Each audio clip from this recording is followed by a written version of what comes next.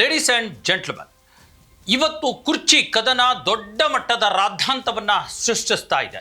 ಈಗಾಗಲೇ ಅದು ಮೊನ್ನೆ ಎಚ್.ಸಿ. ಬಾಲಕೃಷ್ಣ ಅವರ ಹುಟ್ಟಿದ ಹಬ್ಬದ ದಿನದಿಂದ ಶುರುವಾಗಿರ್ತಕ್ಕಂಥ ಡಿ.ಕೆ. ಶಿವಕುಮಾರ್ ಬೆಂಬಲಿಗರ ಹೋರಾಟ, ಹೊಡೆದಾಟ, ಬಡಿದಾಟ ದೊಡ್ಡ ಮಟ್ಟದಲ್ಲಿ ಈಗ ಹೈಕಮಾಂಡ್ ಮಟ್ಟಕ್ಕೂ ತಲುಪು ಬಿಟ್ಟಿದೆ ಅನ್ನುವಂಥದ್ದು.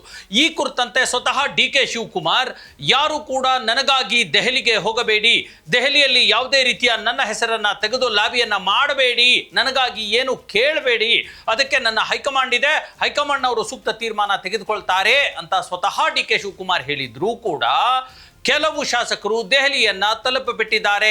ಇನ್ನು ಕೆಲವು ಶಾಸಕರು ದೆಹಲಿಗೆ ಹೋಗೋರಿದ್ದಾರೆ. ಈ ಮೂಲಕ ರಾಜ್ಯ ಕಾಂಗ್ರೆಸ್ ಪಕ್ಷಕ್ಕೆ, ಕಾಂಗ್ರೆಸ್ ಸರ್ಕಾರಕ್ಕೆ, ಕಾಂಗ್ರೆಸ್ ಹೈಕಮಾಂಡ್ಗೆ ಸೆಡ್ಡು ಹೊಡೆದು ಬಿಟ್ಟಿದ್ದಾರೆ.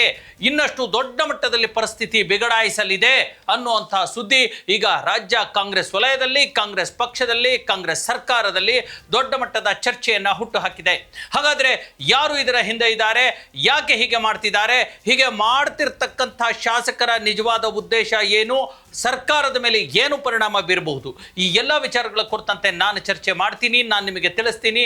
ನೀವು ನೋಡ್ತಾ ಇದ್ದೀರಾ ನೆಲ ಜಲ ಭಾಷೆಗಾಗಿ ಪ್ರಾಮಾಣಿಕ ಪತ್ರಿಕೋದ್ಯಮ ನಿಮ್ಮ ಫೋಕಸ್ ಟಿವಿ. ಇದು ಎಕ್ಸ್ಪ್ಲೈನರ್, ನಾನು ಹಬೀಬ್ ದಂಡಿ.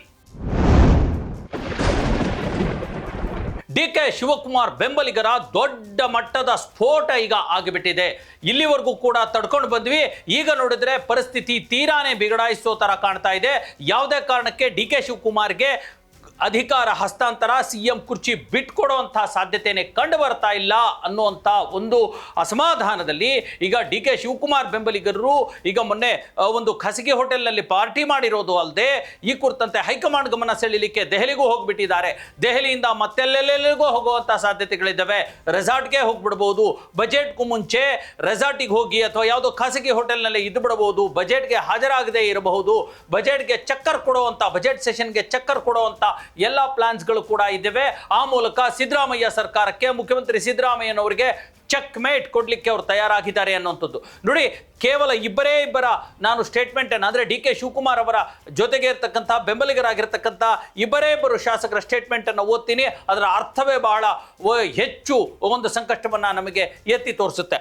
ಸ್ವತಃ ಶಿವಗಂಗಾ ಬಸವರಾಜ್ ಹೇಳ್ತಾರೆ, ಹೌದು, ಮೊನ್ನೆ ನಾವು ರಾಜಕಾರಣದ ಬಗ್ಗೆ ಚರ್ಚೆ ಮಾಡಿದ್ವಿ, ಎಚ್.ಸಿ. ಬಾಲಕೃಷ್ಣ ಅವರ ಪಾರ್ಟಿಯಲ್ಲಿ ರಾಜಕಾರಣದ ಬಗ್ಗೆ ಚರ್ಚೆ ಮಾಡಿದ್ದು ನಿಜ, ಮತ್ತು ರಾಜಕಾರಣವನ್ನು ಕೂಡ ನಾವು ಮಾಡ್ತೀವಿ, ನಮಗೆ ಬೇಕಾಗಿರ್ತಕ್ಕಂಥ ಹಕ್ಕನ್ನು ಕೇಳ್ತೀವಿ ಅನ್ನೋಂಥ ಮಾತನ್ನು ಹೇಳಿದ್ದಾರೆ. ಅಂದರೆ ಏಕದಮ್ ಬಹಿರಂಗವಾಗಿ ಬೀದಿಗೆ ಬಂದು ನಿಂತಿದ್ದಾರೆ ಅನ್ನೋಂಥದ್ದು. ನಯನ ಮೋಟಮ್ಮ ಒಂದು ಮಾತು ಹೇಳ್ತಾರೆ, ಸಿಎಂ ಆಯ್ಕೆ ಶಾಸಕಾಂಗ ಒಂದು ಸಭೆಯಲ್ಲಿ ಶಾಸಕರೇ ಯಾಕೆ ಮಾಡಬೇಕು, ಹೈಕಮಾಂಡ್ ಮಾಡ್ಬೋದಲ್ವಾ, ಹೊಸ ಸಿಎಂ ಅನ್ನ ಅಥವಾ ಸಿಎಂ ಹೈಕಮಾಂಡ್ ಮನಸ್ಸಲ್ಲಿರ್ತಕ್ಕಂಥ ಸಿಎಂ ಅನ್ನ ಹೈಕಮಾಂಡೇ ಆಯ್ಕೆ ಮಾಡಿಬಿಡ್ಲಿ ಅನ್ನುವಂಥ ಒಂದು ಮಾತನ್ನ ಹೇಳ್ತಾರೆ. ಅಂದ್ರೆ ಅದರ ಅರ್ಥ ಈಗಿರ್ತಕ್ಕಂಥ ಸಿಎಂ ಮೇಲೆ ನಮಗೆ ನಂಬಿಕೆ ಇಲ್ಲ, ಭರವಸೆ ಇಲ್ಲ, ನಮಗೆ ನಾವು ಬಯಸುವಂಥ ವ್ಯಕ್ತಿ ಸಿಎಂ ಆಗಲಿ, ಅಂದರೆ ಡಿ.ಕೆ. ಶಿವಕುಮಾರ್ ಸಿಎಂ ಆಗಲಿ, ನಾನು ಡಿ.ಕೆ. ಶಿವಕುಮಾರ್ ಅವರ ನನ್ನ ರಾಜಕೀಯ ಗುರು ಅವರು, ನಾನು ಅವರ ಭಕ್ತೆ ಅನ್ನೋ ರೀತಿಯಲ್ಲಿ ನಯನ ಮೋಟಮ್ಮ ಹೇಳ್ತಾರೆ. ಅಂದರೆ ಯಾವ ಮಟ್ಟಕ್ಕೆ ಬಂದು ನಿಂತುಬಿಟ್ಟಿದೆ ಅಂತಂದರೆ ಡಿ.ಕೆ. ಶಿವಕುಮಾರ್ಗೋಸ್ಕರ ಏನು ಬೇಕಿದ್ರು ಮಾಡ್ತೀವಿ ಅನ್ನೋ ಪರಿಸ್ಥಿತಿ ಈಗ ನಿರ್ಮಾಣವಾಗಿಬಿಟ್ಟಿದೆ.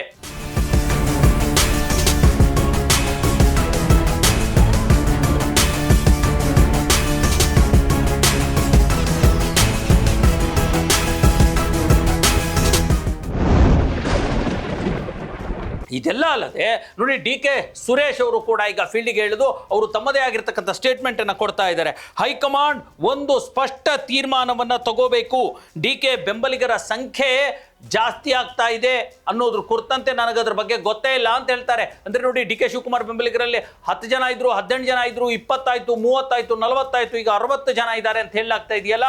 ಹಾಗಾಗಿ ಎಲ್ಲಾ ವಿಚಾರಗಳು ಗೊತ್ತಿದ್ರು ಕೂಡ ಡಿ.ಕೆ. ಸುರೇಶ್ ಇಲ್ಲಿಲ್ಲ, ನನಗದ್ರ ಬಗ್ಗೆ ಏನು ಗೊತ್ತಿಲ್ಲ ಅನ್ನುವಂಥ ಮಾತನ್ನ ಹೇಳ್ತಾರೆ. ಜೊತೆಗೆ ಅವರು ಇನ್ನೊಂದು ಇಂಡೈರೆಕ್ಟ್ ಟಾರ್ಗೆಟ್ ಅನ್ನ ಸಿದ್ದರಾಮಯ್ಯನವ್ರ ಮೇಲೆ ಮಾಡ್ತಾರೆ. ಏನು ಗೊತ್ತಾ, ಕಾಂಗ್ರೆಸ್ ಪಕ್ಷ ಮತ್ತು ಸರ್ಕಾರ ಚುನಾವಣಾ ಪ್ರಣಾಳಿಕೆಯಲ್ಲಿ ಗ್ಯಾರಂಟಿಗಳ ಬಗ್ಗೆ ಹೇಳ್ತಾ ಇತ್ತು, ಹೊರೆ ಆಗ್ತಾ ಇದೆ ಅಂತಂದು ಹೇಳಿ ನಿಲ್ಸೋಕ್ಕಾಗಲ್ಲ, ಗ್ಯಾರಂಟಿಗಳು ಕೊಡಬೇಕು, ಅದು ಜವಾಬ್ದಾರಿ ಅನ್ನುವಂಥ ಮಾತನ್ನ ಹೇಳ್ತಾರೆ. ಅಂದ್ರೆ ಒಂದು ರೀತಿ ಆರ್ಥಿಕ ಮಂತ್ರಿಯೂ ಮತ್ತು ಮುಖ್ಯಮಂತ್ರಿಯೂ ಆಗಿರ್ತಕ್ಕಂಥ ಸಿದ್ದರಾಮಯ್ಯನವರಿಗೆ ಆರ್ಥಿಕ ಹೊರೆ ಆದರೂ ಪಡವ ಇಲ್ಲ, ಕೊಡಲೇಬೇಕು ಅನ್ನುವಂಥ ಒಂದು ರಾಜಕಾರಣದ ಮಾತನ್ನ ಡಿ.ಕೆ. ಸುರೇಶ್ ಆಡ್ತಿದ್ದಾರೆ. ಎಲ್ಲದರ ಕುರಿತಂತೆ ಡಿ.ಕೆ. ಶಿವಕುಮಾರ್ ಮತ್ತೊಂದು ನಡೆಯನ್ನ ನಡೆದಿದ್ದಾರೆ. ನಮ್ಗೆಲ್ಲರಿಗೂ ಗೊತ್ತಿರೋ ಹಾಗೆ ನೋಡಿ, ಈ ಮಾರ್ಚ್ ತಿಂಗಳಲ್ಲೇ ಕೆಲವು ಪ್ರಾಧಿಕಾರದ ಅಧ್ಯಕ್ಷರ ಅವಧಿ ಮುಕ್ತಾಯ ಆಗ್ತಾ ಇದೆ, ಅವರನ್ನ ಮುಂದುವರಿಸಬೇಕು ಅನ್ನುವಂಥ ಒಂದು ಪತ್ರವನ್ನ ಸ್ವತಃ ಮುಖ್ಯಮಂತ್ರಿ ಸಿದ್ದರಾಮಯ್ಯನವರಿಗೆ ಡಿ ಕೆ ಶಿವಕುಮಾರ್ ಬರೀತಾರೆ. ಅದರಲ್ಲೂ ಪರಿಣಾಮ ಏನಾಗುತ್ತೆ ಗೊತ್ತಾ? ಈಗಾಗಲೇ ನೋಡಿ, ಗ್ಯಾರಂಟಿಗಳಿಂದ ಸರ್ಕಾರದ ಆರ್ಥಿಕ ಪರಿಸ್ಥಿತಿ ಕೆಟ್ಟಿದೆ ಅಂತ ಹೇಳಿರ್ತಕ್ಕಂಥ ಡಿ ಕೆ ಶಿವಕುಮಾರ್ 2 ದಿನದಲ್ಲಿ ನೀವು ಈ ನಿಗಮ ಮಂಡಳಿಗಳನ್ನ ಅಥವಾ ಪ್ರಾಧಿಕಾರದ ಅಧ್ಯಕ್ಷರನ್ನು ಮುಂದುವರಿಸಿ ಅಂತ ಪತ್ರ ಬರೀತಾರೆ. ಸ್ವತಃ ಮುಖ್ಯಮಂತ್ರಿ ಸಿದ್ದರಾಮಯ್ಯ ಇದಕ್ಕೆ ಸಕಾರಾತ್ಮಕವಾಗಿ ಸ್ಪಂದಿಸಿ, ಆಯ್ತು ನೋಡೋಣ, ನಾವಿದು ಇವ್ರಿಗೆ ಈಗಿರ್ತಕ್ಕಂಥ ಅಧ್ಯಕ್ಷರನ್ನೇ ಮುಂದುವರಿಸುವಂತ ಸಾಧ್ಯತೆ ಇದೆ ಅನ್ನುವಂಥ ಒಂದು ಸ್ಪಷ್ಟನೆಯನ್ನು ಕೂಡ ಕೊಡ್ತಾರೆ. ಅಂದ್ರೆ ಇಲ್ಲಿ ಎಷ್ಟು ಸೂಕ್ಷ್ಮ ಪರಿಸ್ಥಿತಿ ಆಗ್ಬಿಟ್ಟಿದೆ ಅಂದ್ರೆ, ಯಾರನ್ನು ಯಾವ ಪರಿಸ್ಥಿತಿಯಲ್ಲೂ ಕೂಡ ಕಳ್ಕೊಳ್ಳೋ ರೀತಿಯಲ್ಲಿ ಅಥವಾ ಏಕದಮ್ ಸ್ಟ್ರಾಂಗ್ ಆಗಿ ಮಾತಾಡೋ ರೀತಿಯಲ್ಲಿ ಇಲ್ಲ ಅನ್ನುವಂಥದ್ದು ಸ್ಪಷ್ಟಗೊಳ್ತಾ ಇದೆ.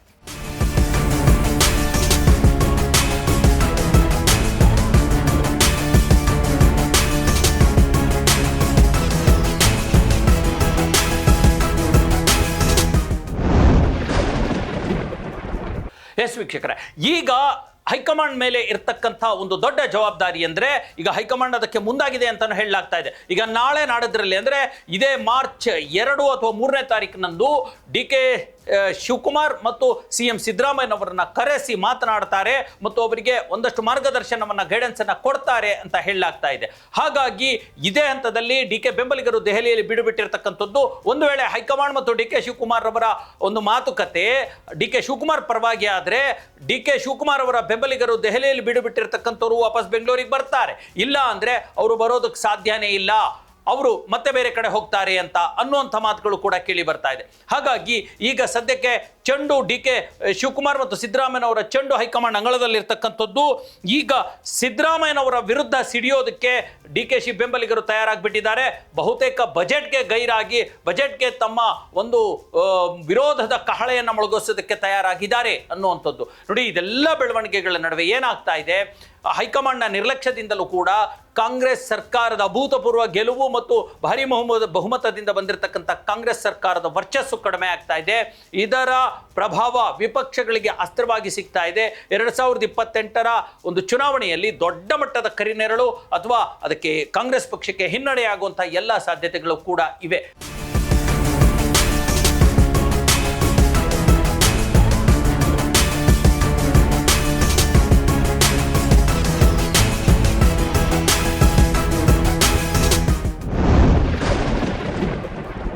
ಆದರೆ ಈಗ ಈ ಸದ್ಯಕ್ಕೆ ಡಿ ಕೆ ಶಿ ಬೆಂಬಲಿಗರ ತೀರ್ಮಾನ ಇದೆಯಲ್ಲ, ಅದು ಬಜೆಟ್ ಮೇಲೆ ಕರಿನೆರಳು ಹಾಕಿರ್ತಕ್ಕಂಥದ್ದಂತೂ ಸ್ಪಷ್ಟ.